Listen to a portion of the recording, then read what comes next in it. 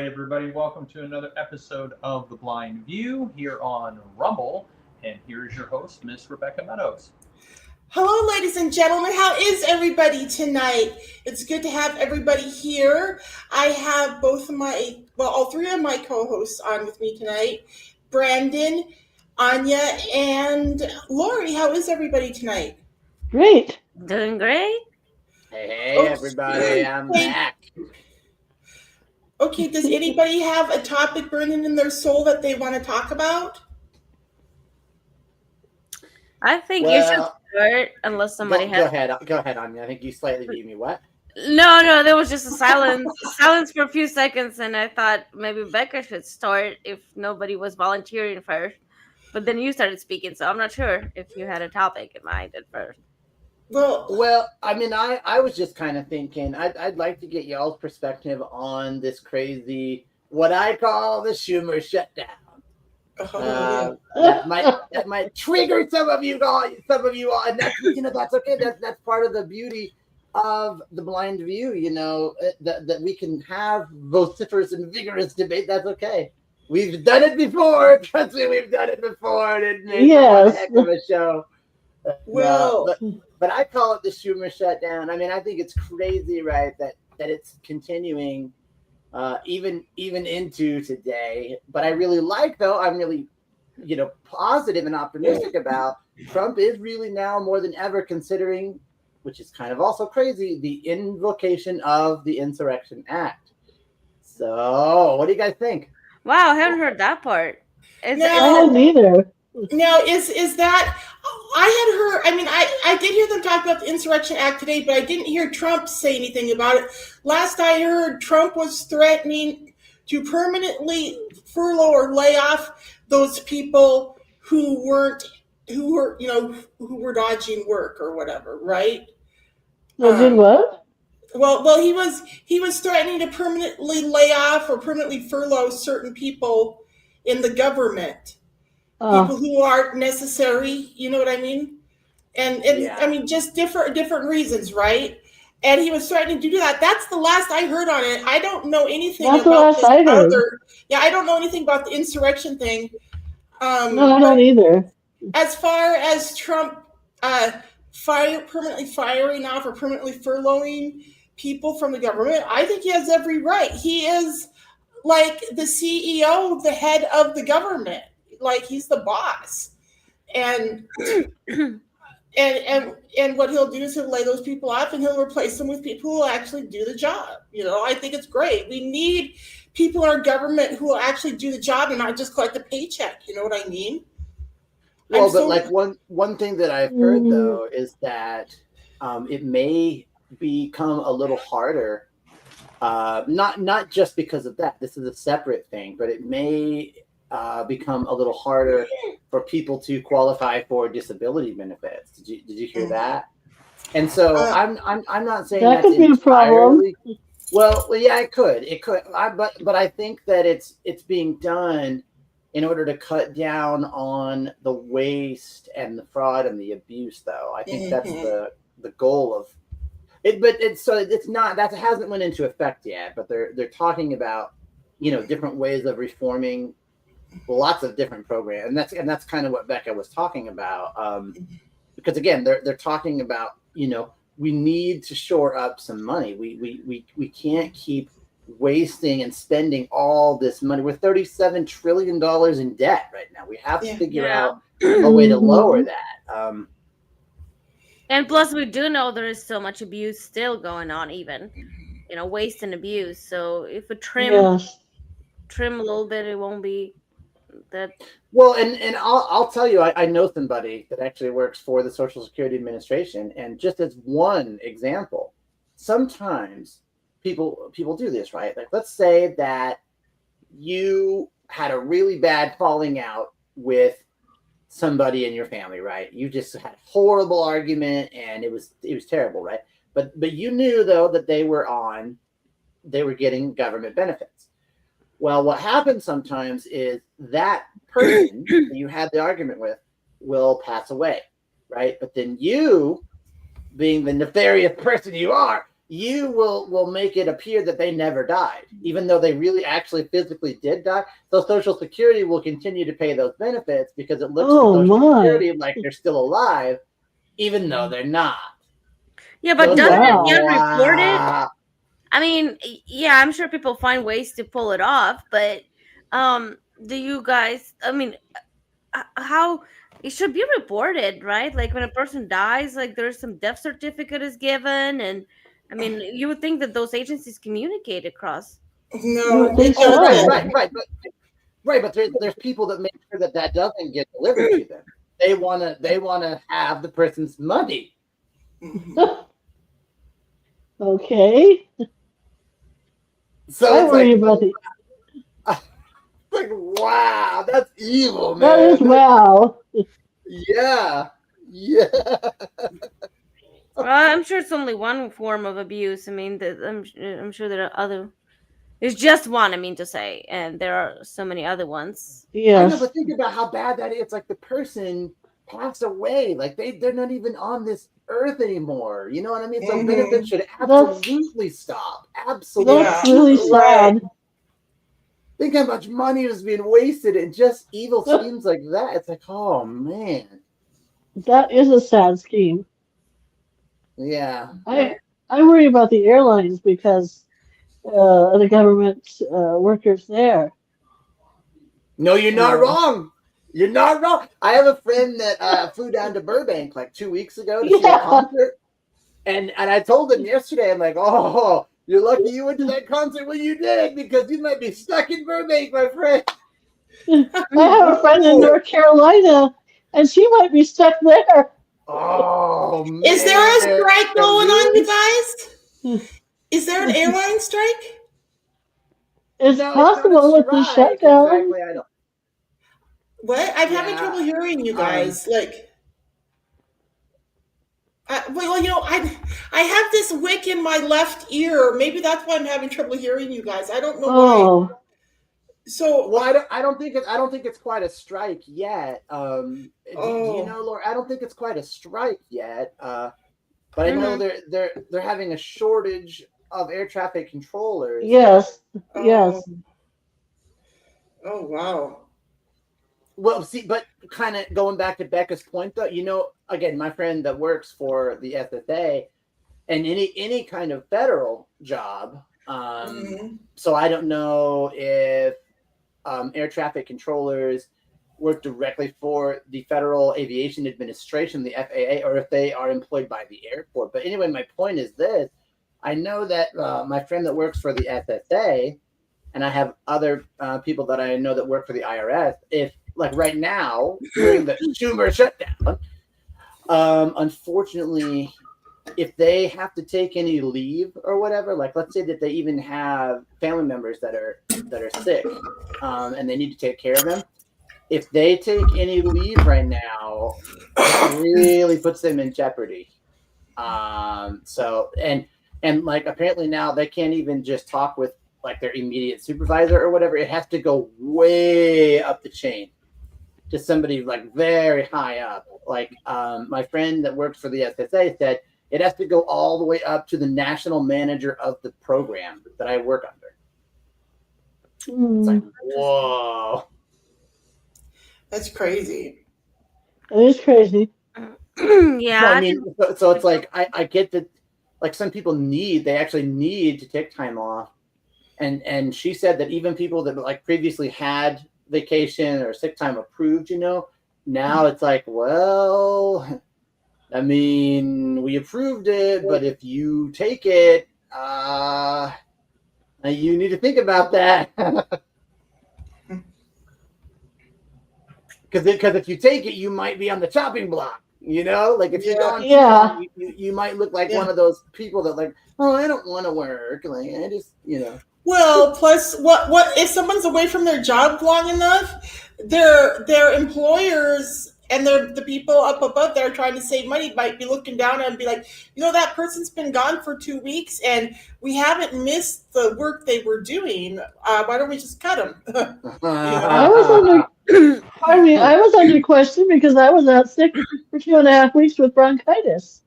And of course, that was the When question was because that? this is the last week, 2 weeks prior. Oh, And so we're not getting too many calls here. So of course they were like, "Oh, Lori, what do you mean you were gone? You were playing hooky?" And I went, "No, I was in bed sick." So I had to clear myself today with everybody explaining to them how sick I was. But yeah, it can look questionable if you're out for a while. but do you know, like, do you feel secure though, Lori? Or I mean, hopefully. I feel secure right now. I'm worried about the future. Yeah. Well, I mean, the weird thing is that this. I mean, I don't know. Listen, I've heard both sides, right? But I think it's a matter of fact, though, that this clean resolution that's on the Republican side, it was already approved like 6 months ago, and now they won't sign it. Like, and all we need is like 5 Democrats to just compromise a little bit. But I understand, though, the other side says no, because we're not going to sign it because a lot of Americans are going to lose health care. And I don't think that is accurate. What do you guys think? I don't think it's accurate either. No, it's I not. don't think so either. It's Well- intentional misleading, as always they do. Hmm. I'll tell you one thing. When Obamacare became law, thousands of Americans lost their health care. My husband Yes. and I were one of them. Like we had to go shop for other insurance, and we That's had right. to pay through the teeth. Our health care costs tripled. Our health care I remember that. It was terrible. I remember that. hated it. Yes. And I felt so wronged. I thought, what did we ever do? We've always paid out of pocket for healthcare, even though it's way expensive. Because my ex-husband and I both have, like, I have a dicey medical history, so I've always paid for out of pocket for private insurance, so I can go see doctors I need to see, right? And my ex-husband had a dicey health history when I met him. So while he was married to me, he also was able to go see doctors, right? Like that. But I just haven't felt that way lately, right? My healthcare has been a yo-yo the last few years, and it's really been like the last 10 years probably. Well, even longer than that, since Obama got into office, really back in 2008 or 2004, I think it was 2008, when he started messing with our healthcare system. That's when all of a sudden it no longer mattered that we were willing to pay out of pocket for private health insurance, and it didn't matter that I was in really good health. Like, all of a sudden, like I said, our premiums tripled, and we were paying through the nose for everything. And I was sickened, and I was so angry. I was angry at what Obamacare did to us, and it didn't help anybody, from what I understand. I have a lot of friends who were of of the lower economic on the scale, right? I mean, I'm disabled, right? Okay. And I talked to these people, and many of them were having frustrations with their medical insurance when Obamacare took over. You know what I mean? It didn't seem like anybody. Yeah, it didn't seem like anybody was jumping up and down saying, "Yay! I love my Obamacare." Did you guys hear anybody saying that? No, I didn't hear that at all. Yeah, I heard a lot of people complaining. Obamacare was supposed to help the poor and indigent and like people like all of us, right? The disabled, the people that can't make a living out there like everybody else. It's harder for all of us, right? And Right. I just like because I talk to people, because I was like, so what are you guys experiencing? Because I know traditionally sometimes my situation is not like everybody else's, so I like to quiz my friends around me and say, what are you guys experiencing in this situation? So I was asking people about their health care, and were they experiencing better health care under Obamacare? And no, nobody that I talked to was getting better health care. They were getting more. Worse. Their health care was getting more expensive, and it was getting harder to come by. You know, And they lied about it too. Like, before it got They did. passed, yeah, they were saying that you're gonna get to keep your price, you're gonna get to keep your doctor. Oh, yeah. But they did. Yes, and so nobody was happy with the Obamacare that was crammed down. No. and so and I don't know that anybody has made an effort to fix the healthcare system. I haven't heard any. Let's see, it was when Obama was in office that Obamacare was put in place, and since then we've had Trump and Biden, and neither of them have talked about fixing all the problems that Obamacare made. I really hope President Trump will tackle that here in the second term. No. Listen. I want to just update you all because you all may benefit. I want to update you. Before the Schumer shutdown, Trump struck a deal with Pfizer, and that was supposed to be just the first deal with Pfizer, the drug maker Pfizer. And in some cases, you could see a medication's price drop from like $118 to like $16, like really quick, like within months. Yeah, I heard something about wow, that's amazing. That's a lot. Now, do you think other drug manufacturers will follow suit just because they'll see the writing on the wall, or is Trump going to have to go to each one of them in turn? He's going to they need to stay compatible. Yeah. He's going to have to go to each one of them, though. I mean, competitive. Yeah, they need to stay competitive. So if one goes down, they'll have to follow, I think. Yeah, can you imagine from $118 down to $16? Now that's just one drug, I admit. But that's my doctor prescribed Ozempic for me last year, and my insurance company refused to cover it for me. So I'm really hoping with some of these changes, like that, I'll be able to start getting Ozempic because I really need it. But I mean, I'm hopeful that even regular people might be able to afford things now because what happened is he made Pfizer agree to treat America as a favored nation status. Yeah, right, correct. He demanded that America has favored nation status when negotiating these drug prices, just like all these other nations. And that's what I love about President Trump is it's no longer America last. It's finally America first. And that's what it should have been all along. Because America's always been the country that steps up and leads and goes out and fights to protect other countries and helps them become free. I mean, America's always done these things for the world. And it's about time that we get like some payback here. So but that's encouraging on healthcare right now. I don't know. I mean, the whole Schumer shutdown is because of basically healthcare. That's what the left are saying. They're saying we're not going to sign this because people are going to lose healthcare. That's their whole rationale. I don't believe them. It's just great. So Brandon, did you hear? I think I talked about it last week.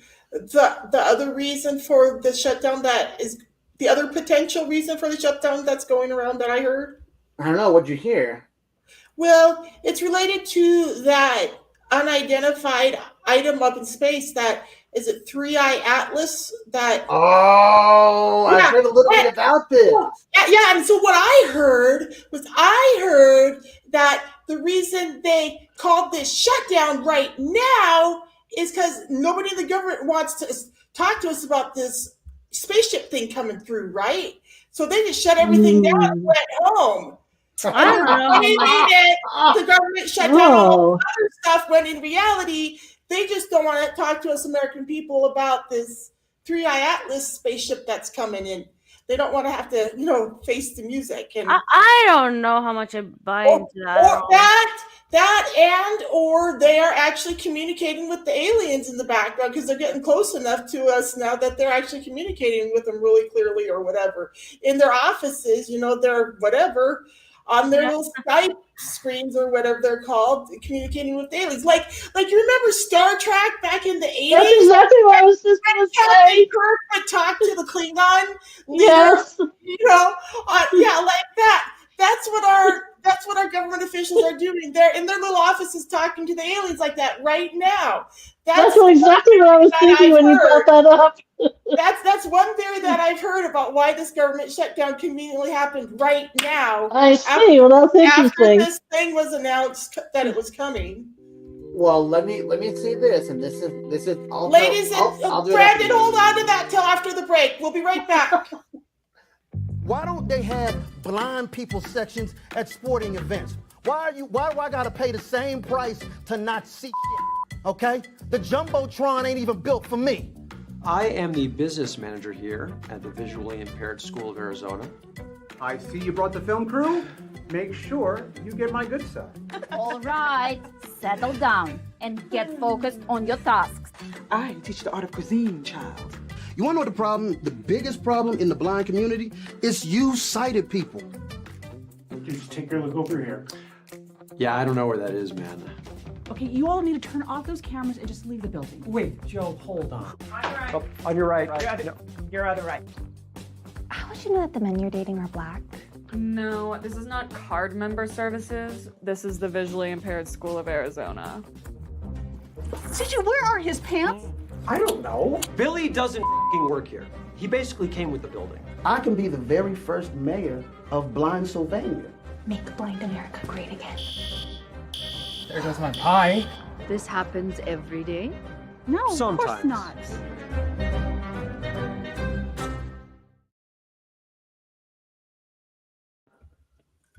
Okay, are we back?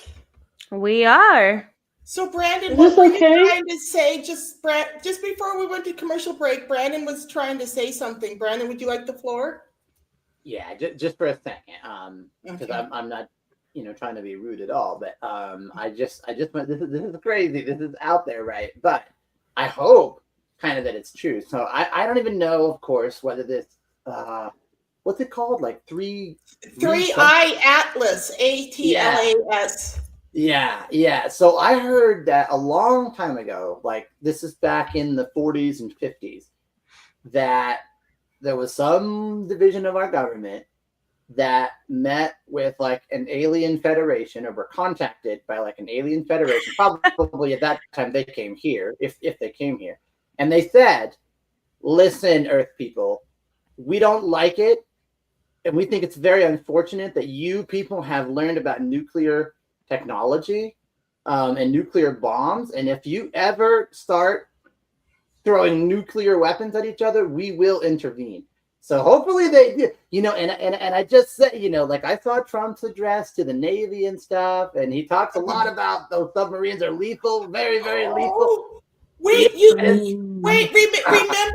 what? Didn't Trump just nuke Iran a couple weeks ago? Do you think the aliens could be coming to deal with Trump? I don't know. Question. But I think it's a little too out there. A little crazy. That's an interesting concept. What? What'd It's an you say? interesting question. It's an interesting discussion. Yeah. Well, I Yeah. don't know that we nuked Iran. I don't know. Like, I'm happy about what we did to Iran. Well, didn't somebody blow up a nuclear facility in Iran a few weeks ago? It was Yes. Israel or the United States. Somebody did, I think.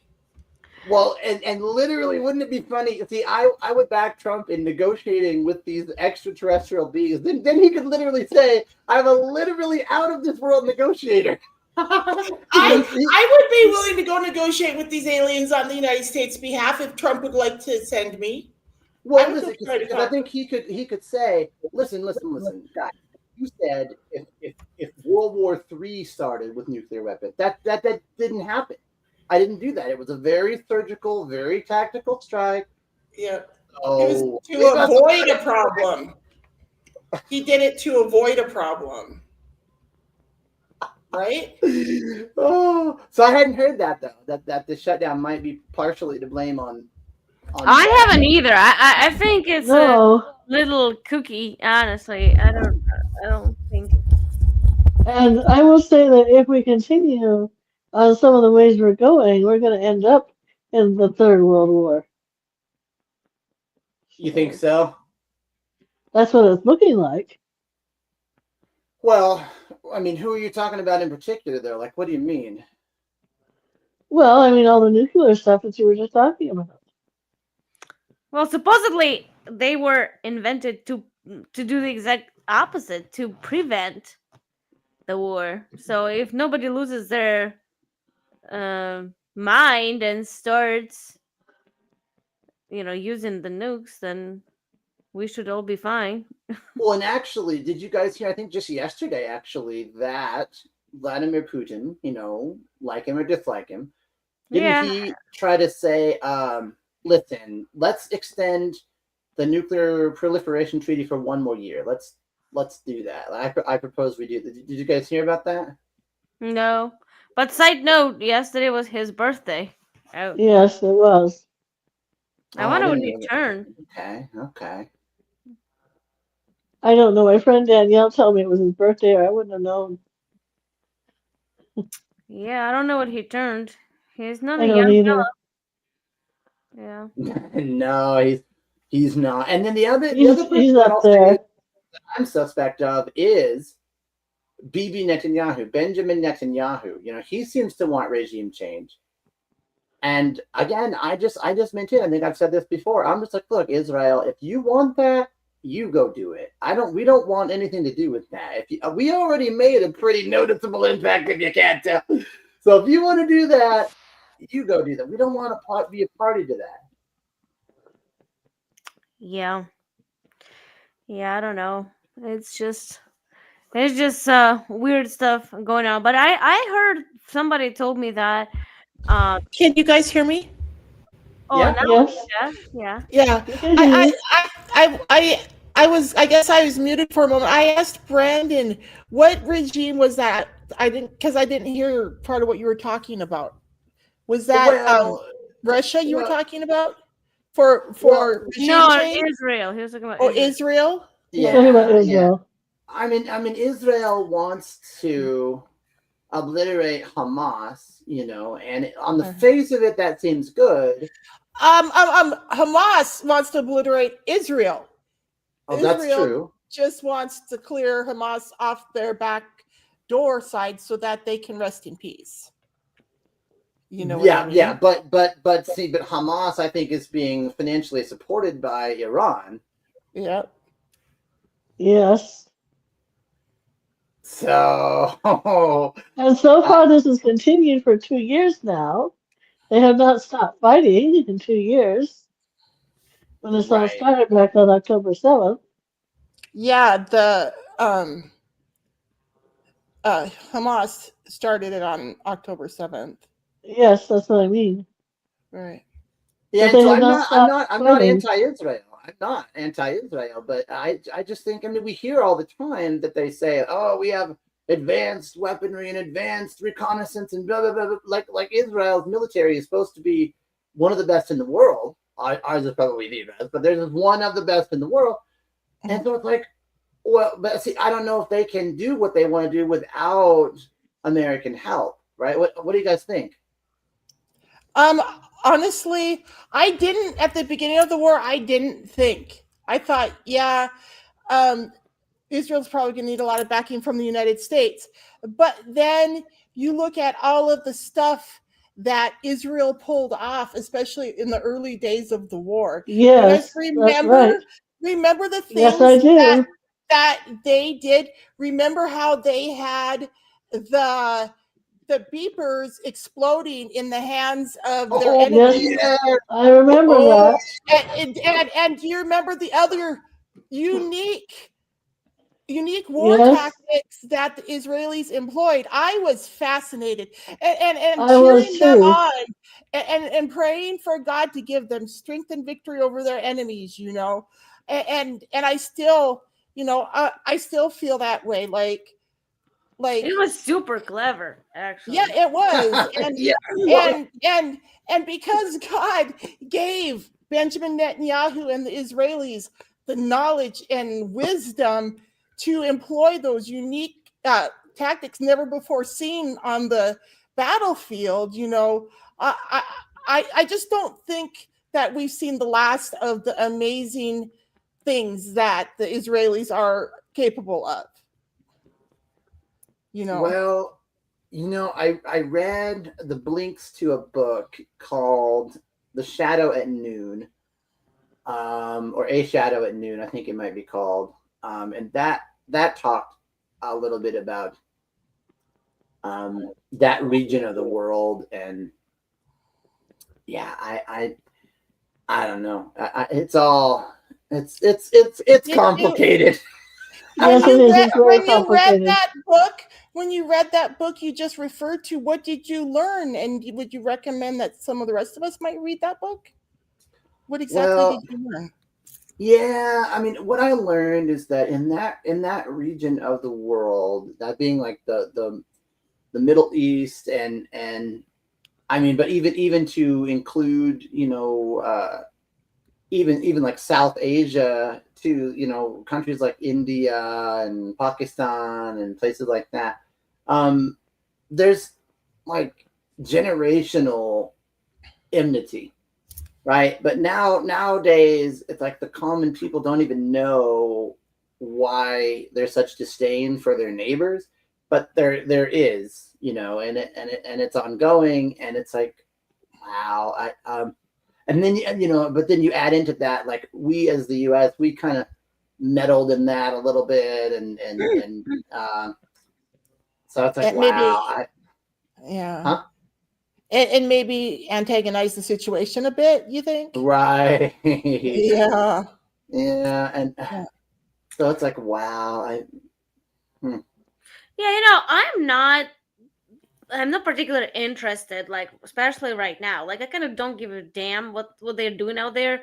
It's good to be aware, but we have so many issues here back home that we need to be addressing. So I wish we just, I mean, Trump is doing his best and he's doing a pretty good job, even in international fronts, talking to people, trying to negotiate. But yeah, here we have such a huge mess. You guys know the Portland situation over the weekend. It was a real war zone. Yes. So yeah. And then there's Chicago too. Anya, let me ask you. Do you know whatever happened? Do you know whatever happened with Nick Sorter? With who? Nick Sorter? Nick Sorter. I guess he got arrested, but I don't know if they let him go. I don't know what happened. Who is that? Oh, you don't know who Nick Sorter is? Oh, he's a big guy on X. He's a big he's pretty conservative on X, and he was in Portland. I mentioned it because I hardly go to X, not because I don't like X. I don't know. He got arrested in Portland. What did he get arrested for? I'm not exactly sure. That's what I'm saying. Yeah, I was wondering what he got arrested for. No, the name sounds familiar. I think I heard of him recently, but I don't know who he is. Is he like an influencer, or who is he? Yeah, he like. I heard his name, but I didn't know what he was arrested for. Is he a YouTuber or what, Brandon? Can you tell us about him? No, he mainly posts on X, formerly Twitter. Well, that's why I don't know. I don't. Oh, that's why I haven't heard of him too much. Yeah. Yeah, speaking of which, ladies and gentlemen, you can follow us on X, formerly Twitter, as well. Hey, that's good. That's good. In fact, honestly, guys, the Blind View is available on a lot of platforms, and gosh, I'm trying to think of what other things I should be telling you guys. Yeah, you can find the Blind View on several different platforms now, and we have podcasts now. Let me see, I'll see if I can remember what it's called. It's called The Blind View with author Rebecca Meadows. I think is what Gino told me the name of the podcast is, because there was like another show called The Blind View, so he had to differentiate it somehow. Oh, I see. Oh, yeah. So if you want to search for our podcast, go out there, and again, it's called The Blind View with author Rebecca Meadows. And while I'm at it, I should mention our email address. BeccaMeadows76@gmail.com will come straight to my inbox, so you can comment on our shows, maybe suggest topics, maybe send us a like, stuff like that. So please be sure to let us know what you think. Again, the email address is, what did you say, Brandon? No, I just said, wow, everybody. Did you guys hear that? That is, you guys are able to communicate directly with the author. Wow. What an opportunity, right? That's pretty rare. Well, and they can also communicate with each of us right now simply by putting a comment in the box on your chosen platform, because Gino is like online right now watching for people to comment on the show, and he'll let us know he'll read your comments to us and we can address them right here on the show. So if you have a question you'd like us to address, put it in the comment section right now. And like I said, Gina will read it to us live on the show and we can talk about it. And so let me ask you, are the comments moderated or are they able to pass straight through? I don't know. Gino, can you share that with us? Yeah, the comments, they will come through. It'll show me what platform they're coming from. There's no comments. But they come straight through. They're not moderated. Fantastic. Yeah. Fantastic. Because I like that better, because I think the community, like, if we don't like it, we should be able to downvote, or if we do, we should upvote. I like that way better. So that's cool. Yeah. Yeah, maybe I'm still under the rock, but I have a question for you guys. Like, I'm sure all of you watch YouTube to one extent or another, right? So I often hear some YouTubers saying, "Okay, and I got a message somebody wrote to me in a message," and I was like, "There's no way to connect to the YouTuber unless you have their email somehow or something." So in other words, my question is there a way that I'm not aware of? Is there a way that you can send a message to the YouTuber, like through the YouTube platform somehow, without them actually posting their email? Okay. So first of all, if you're live, if you're doing a live stream, you can interact. Not live stream. I almost never watch live streams. Just in a recording. Like if I watch, I don't know, like some influencer. You're asking if you can email a YouTuber? Right. Like if I want to get in contact with them personally. Yeah, absolutely. It depends on if they actually give out their email address. And a lot of people have multiple email addresses specifically for their social media. Yeah. And I try to always give one specific email in our show, though, because that's the one that is most accessible to me, and that's the one I check most often. So our viewers, if they email me there, then I can, like, sometimes I have Gino read the portions of the email on the show, or we talk about it and answer questions that viewers write in the email section. So again, that email address is BECCAMEADOWS76@gmail.com. That's Becca Meadows 76@gmail.com, ladies and gentlemen. And like I said, Gino can read your email right here on the air and we can address your issues. Just let us know, drop us a line, let us know what you think of the show. Give us any suggestions or feedback that you want to give us. I invite you guys to give us feedback. Even criticism, we got to learn how to bear it, right, guys? I agree with that. And that's sometimes admittedly why I try to say things that are a little bit triggering to people, because I don't want to only exist in an echo chamber, right? Like, I'm okay with talking with moderate Democrats, okay? But if you're on the radical, if you're a left loony, don't even bother. Don't even bother because you're so far left, and you would probably think that I'm so far right that we can't even find common ground. But do you think left loonies realize that they're loonies? I'm willing to try to find common ground. I mean, all we need is 5 Democrats, moderate, reasonable, stable, sane Democrats, and we could reopen the government. We could have reopened it already. And, so I don't want to be just in an echo chamber of everybody who agrees with me. I'm willing to try to find common ground, to hear differing perspectives. But I'm not going to call you mean names, and so please don't call me mean names, or I will call you mean names. Okay, because fair is fair, right? So, ladies and gentlemen, please stay with us. We'll be right back. Hi, it's me, Rebecca S. Meadows, the author, with my new book, Living on Borrowed Time, The Ravings of an Angry Survivor of Traumatic Brain Injury and Guardianship Abuse. It's available on Kindle Digital Download, Amazon Print on Demand, and on Audible. Please go check it out. And now, back to the show. Is everybody there? Yes. I think so. I'm still with you. Okay. And I think, did Brandon have the floor before we went to commercial? Did you have anything else? Yeah, he was looking for people with common ground, right, Brandon? Yeah. Yes, that's what he was looking for. I'm willing to, yes, hear from people who don't necessarily agree with me or only partially disagree with me. So Brandon, I love those debates. I love the people are not crazy, but they're not. I mean, obviously, I love my side the best because I think we think we're on the right side of history. I must say, but it's good to debate with somebody who's sensible, but they may not know something or may not have thought of something a certain way. And same goes for us. For me, like, I didn't think of it this way. It's dialogue is always good. So Brandon, are you challenging, say, a liberal to come on the show and debate? So, because we haven't really had a liberal That's what on it sounds the show like. since Beth was on the show that time. Remember? But I would want somebody like a classical liberal, though, not one of these liberal loonies. Not one of these people that think that a boy can become a girl just because they say so. That's way too far left. Right. But like, if we get somebody on from, let's say, Gays Against Groomers, okay, sure. We're probably not going to agree on everything, but at least they don't think that our kids should be groomed.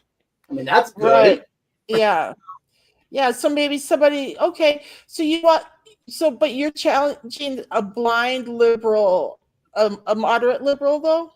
Of course. Come on the show. I think that would be great. That would be great. So if you yourself happen to be a blind, moderate liberal and would like to come on the show, please contact us. Or if you know of any blind, moderate liberals, please contact us. Our email address, again, is beccameadows76@gmail.com. And we'll have them on the show. And we'll extend to them the same grace that everybody else gets. The same floor and the same opportunity to speak their minds. So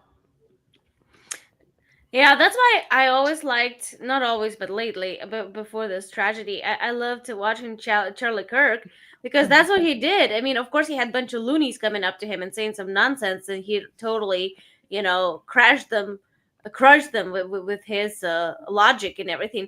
But there were some people who would come and ask reasonable questions, and then they would have reasonable discussions, and it's fun to watch. I love to watch people arguing, like not yelling. Yes, it's always interesting. More like debating, you mean? Yeah. Yes. Yes. Yeah. Well, I agree, because it's not my objective to just beat people up and tear people down. No, I think we've seen enough of that, right? Like, that's happened enough. That's happened. I think we've seen enough of that. Yeah, I think so too. Yeah.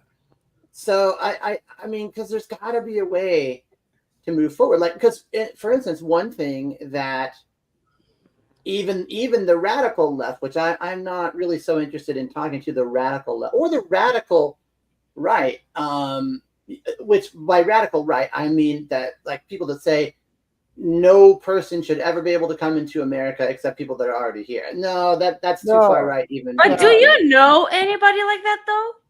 Like, I have not met, when you say radical right, I haven't seen people of super extreme views. Like, what should be extreme? What describes super extreme right?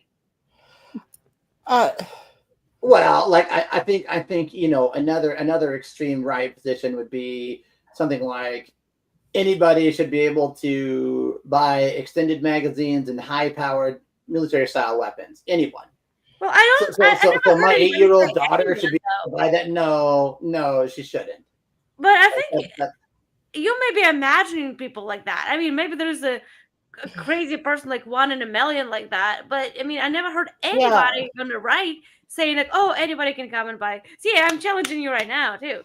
Yeah, I think that's just one of those, what do they call them, straw man arguments that the left likes to present that isn't actual reality. I mean, I think there are radical right people, and I don't want to hear from them either. So yeah, but I'm challenging you to say, like, have you actually met a radical people like you described? Somebody who say you can go buy a gun, like was extended magazine or whatever, or no person should be coming to the United States at all anymore. Like, I haven't met anybody. I have people Can I have I a say question. something about this? What? About the gun thing? Because, Becca, you remember this whole argument about how easy it is. Well, your sister wasn't allowed to get a gun, was she? Oh yeah, my And sister. that's here in Arizona. Yeah, my sister attempted to become a firearm owner a few years ago, and she was unable to purchase a gun. Why? I think it's her her mental health care, her mental health background. My sister, I don't quite understand her diagnoses completely, Well, and it's not I just don't it's not understand. just the gun Yeah, thing. yeah. Yeah. So No, I mean, I do definition know of I this, do I know would some say people who are anybody racist. I do know some people who are homophobic. Yeah, I do, and I Gina, don't what were you talk to Brandon, them I very would much. just like to say, because I mean, I love this debate because as Becca and I, Becca has a firearm, and I mean, anybody that thinks it's Thanks, just Gino. so. Can I address? I want to address that for a moment. Thank you, Gino, for letting the Anybody cat that out of the thinks bag. it's easy, just go walk into a gun store and look at what the process is. Stop listening to all the lies. Yeah. Yeah. But that's what I'm saying. But there are people that think, yeah, see, the government's interfering in our business. See, it shouldn't be so hard. See, why is the government interfering in our business so much? Yeah, Becca, I maybe I misunderstood your reaction, but it seems like you were a little upset that Gino has mentioned that you have a gun. I mean, there's nothing wrong with that. I mean, it's your constitutional right. Oh, I beg to differ with you, Anya. I am one who was previously found to be incapacitated in a court of law. And because of that, my Second Amendment rights were taken away from me in 1997 when I was 20 years old. And just because I escaped from that guardianship, those rights don't just get given back to me. I have to, I don't know. I recently heard of a thing where you can, if you lost your Second Amendment rights, this group will help you retrieve them. But yeah, I don't have Second Amendment rights because of that guardianship that my parents and their lawyers locked me under in 1997 when I was 20 years old. Oh, And so wow. I cannot legally go and buy a gun. And Right. so Okay, I get it now. You But let it out of the bag that I have a gun in my house. And I'm going to tell you guys right now, I bought it on the black market when the quarantine hit for protection because I felt so unprotected and I felt like my home needed. I mean, because I'm not the only one in my home. I have other family members in my home. I felt like I need to have a firearm on site so that we can protect ourselves if we're ever victims of a home invasion or something worse.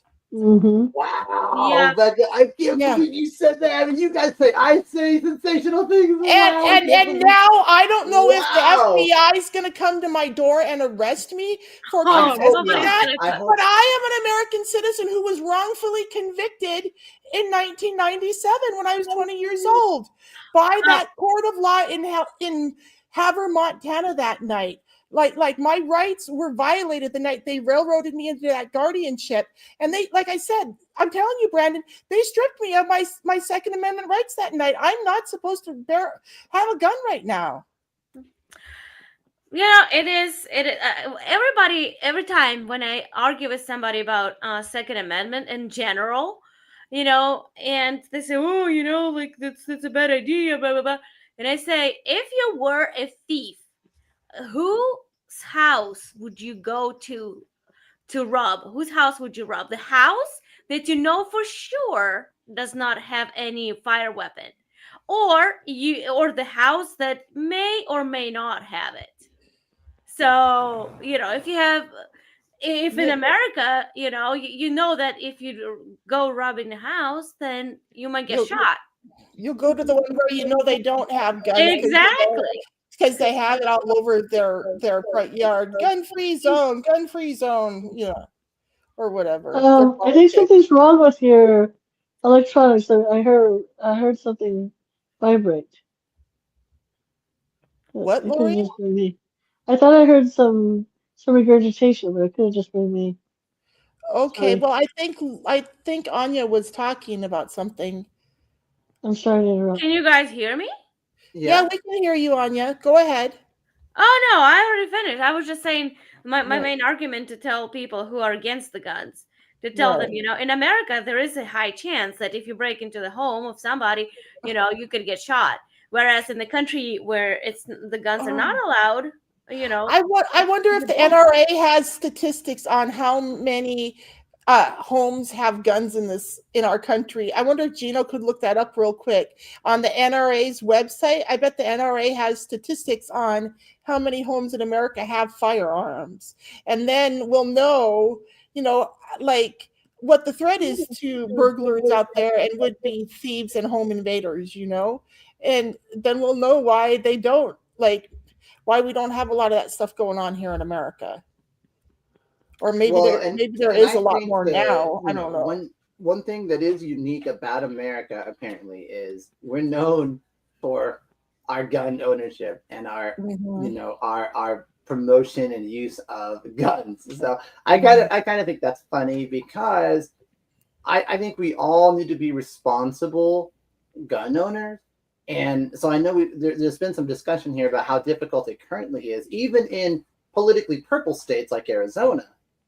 And so I don't think it should be exorbitantly difficult, but you know, like I am getting tired though of, you know, they say hindsight is 2020, so you see perfectly when you look back at it. But I am getting tired of all these crazy shootings though, and I think people like, you know, like you guys know, you probably know, and so, you know, if you know a radical leftist loony person, keep an eye and an ear on them. Just keep an eye and an ear on them because they might really flip out. You got to stop that. And they should give the training to the schools, school officials, and the school should not be, you know. Okay, let me ask you, Brendan. Yes, we're all tired of the shootings. It's terrible. It's absolutely, you know, historically unheard of. Like we've never had this time of in history that we have so many gun shootings like this. But oh, hold on, I had a thought. I almost lost my thought. What was I gonna ask you? Oh yeah. So, but if you know that there is gun-free zone, right? So you know there's back to my argument about the house, right? So there is no gun, so there's so much easier to go and shoot it up. You hardly ever hear that the police station has been attacked by the crazy shooter, right? Or the bank, yeah, it's different a little bit, but still you don't hear much. Or military base. I mean, come on. So they would go to gun-free zone because they know that they won't have punishment right away, maybe. Well, and that's why I do think that teachers, as long as they're willing and able, should be armed. You know, I know. I think in some school districts they are. From what I understand, I haven't heard of any lawmaker passing a law in his or her state that their teachers cannot carry. You know what I mean? So I think they're leaving it up to the teachers individually about whether or not they want to carry. Oh, but I have heard that in states like New York and California, you can do everything right and be a model citizen, and it's almost impossible to be allowed to purchase a gun in those super. I don't know how's it constitutional though. I mean, how? I mean, I know the Dems are trying their hardest, like to make it illegal at all costs. Like they're just happy when next shooting happens, and they just want to like see, you know. But again, like even in California, it's still United States, so. Yeah, why? but they because they get away with it because they say, but our state constitution is worded in such a way. But doesn't federal constitution override the state constitution, and specifically in this instance? Well, I'm not challenging. I really don't know. All right. I just sorry because I know a lot about this. Do tell. You can absolutely get a firearm in California. You can absolutely get a firearm in Chicago and in New York. They have the most restrictive gun laws, and there's a long waiting period. You cannot just walk in and walk out with a gun. I have friends that have bought firearms in California, in Chicago, New York. It's just a very long, painful, ridiculous process, and it's not stopping any violence whatsoever. It's just preventing law-abiding citizens who may have a need to protect themselves from just going out and being able to have protection, especially women.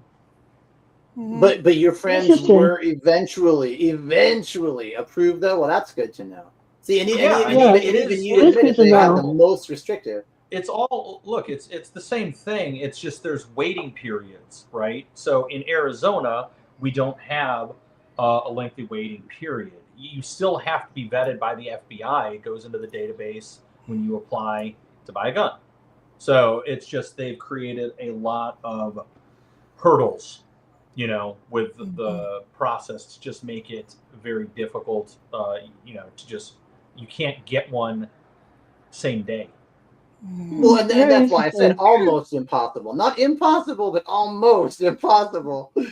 So I don't think it should be that hard. But neither do I think that, we should just be able to walk in, pay cash and have the gun given to us that same day. That's a little bit too crazy. Why? No, they must do the background check. Can I ask you why you don't think you should be allowed to buy a gun same day? Sure, because I think that because of what could be done with that tool, I do view a gun as a tool. Because of the damage that could be done with that tool if a person doesn't know how to use it properly. I mean, we need to make sure, that a person can go buy a car same day and cause a massive pileup on the freeway, or purposely drive it into a crowd or something like people. Correct. Yeah. Not if they're not a licensed driver. Oh yes, they can. Unlicensed people don't have licenses drive all the time. What are you talking about? That's right. But I don't think they can legally go buy a car. I think if you don't have a license, you can't buy a car. I don't think. From a dealership, you cannot. But there's plenty of a license. There's plenty of people you can borrow cars from. But it's the same thing with a gun. You have to show a license. You have to show your license. Yeah, and that's what I'm saying. I think that there should be. But it's not different, is what I'm saying. Like what your analogy, it's not different. Sorry, I'll shut up now. No, I actually agree with Gino on this one. Because... No. But what I'm saying though is, I mean, hopefully, when people are buying cars, they have a license, which means in order to have a license, you have to go through the exam. I know there's, in state. I've actually bought dozens of cars in my time, and I've never had a license. But be careful though, Becca. Because again, what you said earlier, be careful, because I don't want you to get in trouble. Because you also said a little bit ago how you acquired your weapon, and I'm okay with that because you seem to be a responsible person. But there's a lot of people who aren't.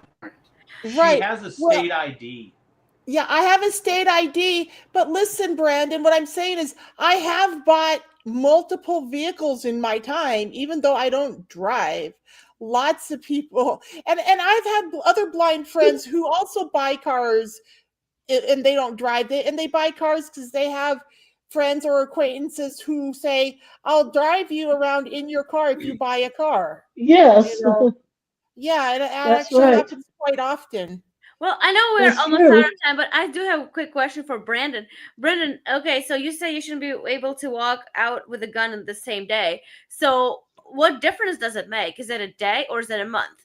So you're saying that people should go, like, are you advocating for some kind of mandatory course they need to take? Like, what's the difference between today and like a month later? Because background check can be done like within 45 minutes. Yeah, and honestly, anything they're going to do with the gun a month from now, they could do with the gun an hour from now. Most things, you know? That's what I'm trying to ask. What the difference? Yeah, that's what I'm just trying to point out, and I want to know the same thing. What's the difference?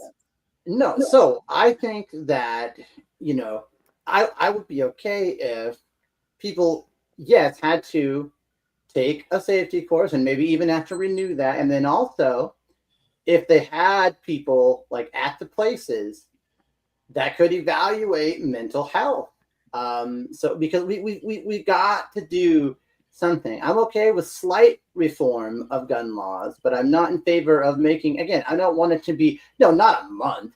I mean, I would hope that everything could be done within, like, say, 7 days. I mean, that's okay. I mean, you can wait 7 days if you're going to do it. Can you lie on your mental health evaluation?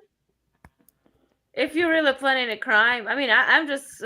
I would expect that psychologists and psychiatrists would be able to detect that. I mean, they're supposed to be so smart, right? So, are you advocating for a college-educated psychiatrist or psychologist to work at a gun shop? Sure, I would be okay with that. Brandon. Well, do you guys have any solutions? At least I proposed one. My solution is that I vote that we can, like, people continue to be allowed to exercise their Second Amendment rights that were guaranteed to us from the beginning of the founding of our country. And of course, I agree with that. And if someone is found to be of questionable mindset about owning a gun, then yeah, I definitely feel like authorities should be able to intervene. And if friends or family members see someone of questionable mental faculties with a gun, I feel like those people should be able to legally go and intervene and call 911 and say, hey, I think you officers need to come over and check this person out, right? I feel like all of that is reasonable and should be expected, right? And in those situations, if the cops are called in that situation, the cops should go and they should do a thorough check of the person, right? And take their firearm away if there is any question. But that's what I think about that, you know. Yeah, but Brennan was saying the psychologist or psychiatrist should be at each station. First of all, who's going to pay for it? But that's not my main question. My main question is, I mean, do we need to do drug testing as well? You said psychologists and psychiatrists would be able to figure out whether the person is lying, right? So if they ask, like, that's kind of their job, is it not? I mean, they brag all the time. If you say, that's kind of literally the definition of their job, right? But if you ask, have you done drugs, like with the last, I don't know, 30 days, and say no, but what if they had some fentanyl yesterday or something? Like, how do you know that? How the psychologist is going to say? Well, I guess we'd have to test it with a blood test. That's what I was asking. Did you suggest no, see, because I don't even really care if somebody does recreationally use drugs, as long as they're in a balanced, reasonable psychological state. In other words, how many of you smoke pot? How many of you have experimented with drugs in the past? Doesn't mean you're like a chronic user. So, you know, but we got to do something though. Like this guy's parents. Oh, yeah, he's been a lot more political lately. Well, maybe somebody should have looked a little closer. Yeah. So I don't know. No, I don't think we should have it as burdensome as these radical states like Illinois and New York and California. It shouldn't be that burdensome, but I don't know. It's just we gotta do something. So I don't know. I don't know what it is to do. I don't work for the BATF or anything. So I guess we'll just do our best, you know. What is the BATF? The Bureau of Alcohol, Tobacco, and Firearms. Oh, okay. Yep. Yeah. Well, interesting conversation. Yeah. Yes, very interesting. Okay, ladies and gentlemen, thank you. I think that's the end of the show, right, guys? Okay, ladies and gentlemen, thank you for joining us this evening. Do you guys have anything you want to add before we wrap up the show? Well, thanks for watching. Hope you guys. Thank you. Yeah, thank you for watching, everybody. Please be sure to tune in next week. Same bat time, same bat channel. Peace out, y'all. That's a wrap. Bye-bye. Good night, everybody. Good night. Thank you for joining us.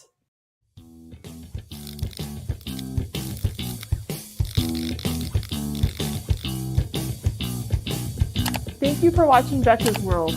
Please like, share, and subscribe to my channel.